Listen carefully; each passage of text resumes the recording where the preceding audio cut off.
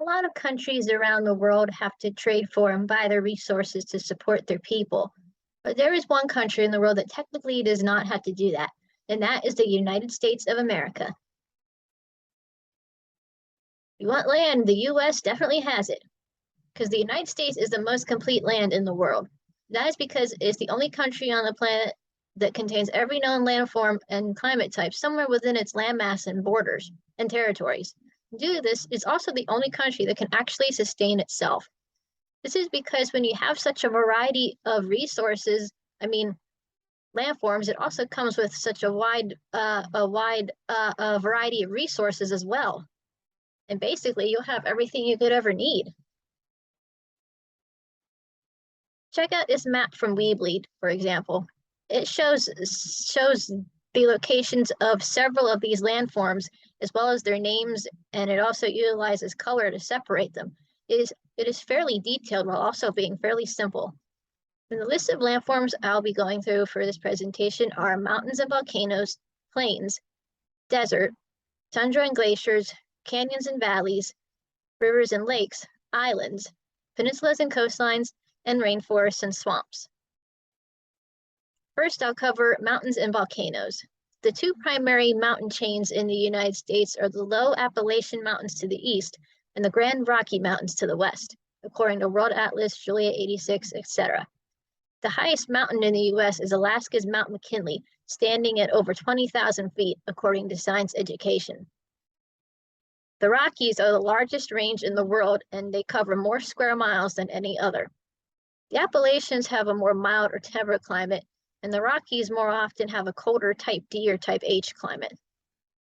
Some notable volcanoes include Mount St. Helens in Washington, the supervolcano of Yellowstone National Park, and then Hawaii also has several volcanoes, such as Kilauea, according to World Atlas. Next, we have the Great Plains. The Great Plains are located in the central US primarily, and they are responsible for a lot of the country's agriculture due to having a lot of suitable farmland to grow food.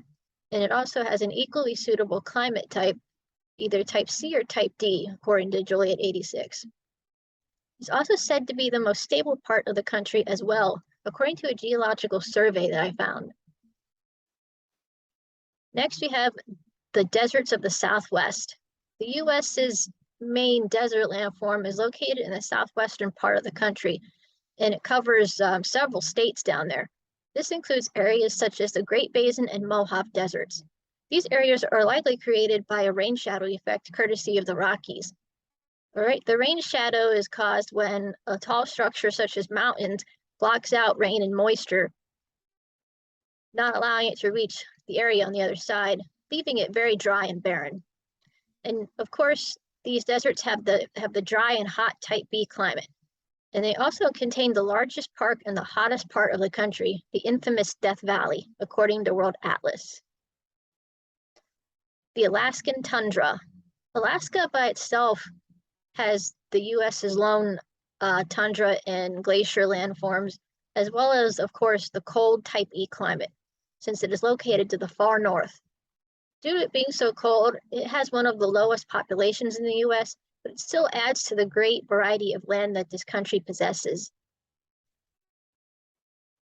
The Grand Canyon and more.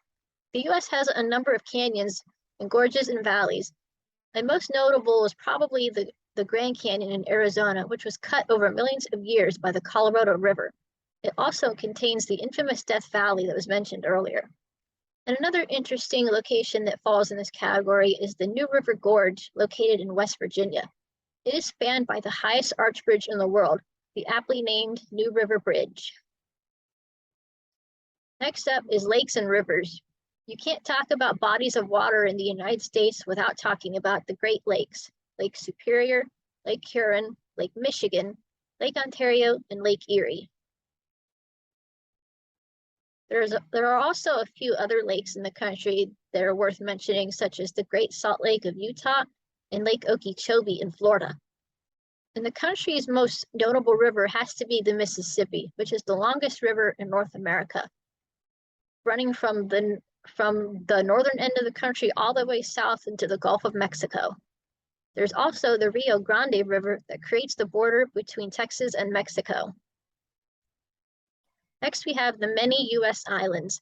The U.S.'s most famous islands have to be the Hawaii archipelago, but there are many others scattered along the coastlines and as U.S. territories too. And if I tried to talk about them all, I'd be here all day. But for example, New York City has Long Island. Alaska also has many colder islands, and some territory islands include Puerto Rico, the Virgin Islands, Guam, and more. Most of these have a tropical type A climate, but I reckon that Alaska's islands are a fair bit colder. Next, we have the peninsulas and coastlines. Probably the first thing that'll come to mind when you think of a peninsula in the United States is Florida. Almost the entire state is a peninsula. Alaska also has a peninsula or two, such as its Kenai Peninsula, according to World Atlas. The country's coastlines mainly line the U.S.'s eastern and western sides, as well as the southeast along the Gulf of Mexico. Their climates vary between the tropical type A and the mild type C, usually. And last but not least, we have rainforests and swamps. Rainforests are probably the landform the U.S. has the least of, but it's still there. You can find some rainforest down in Puerto Rico, and then the very tip of Florida has a little bit as well. Florida's tip is home to the famous Florida Everglades, which are comprised of both rainforest and swampland, according to World Atlas. Another famous swamp within the United States' borders is Georgia's infamously smelly Okefenokee Swamp. And believe me, it is smelly. I've actually been near it to see for myself, or rather smell for myself. All of these have a tropical type A climate or something very similar. And you can see how all of these landforms make the U.S. so very diverse in terms of land, and how it helps it have so many resources available to it that would allow it to be able to sustain itself. It could shut itself off from the entire world, cancel trading, importing, and exporting, and still be able to take care of itself for many years to come, provided that it properly maintains its resources and practices sustainable and uses sustainability practices. So the next time you think about taking a vacation, you could probably definitely think that the U.S. will have anything you could want, anything you could want to see. And that is the end of my presentation. I thank you for listening, and I hope you enjoyed this. Thank you.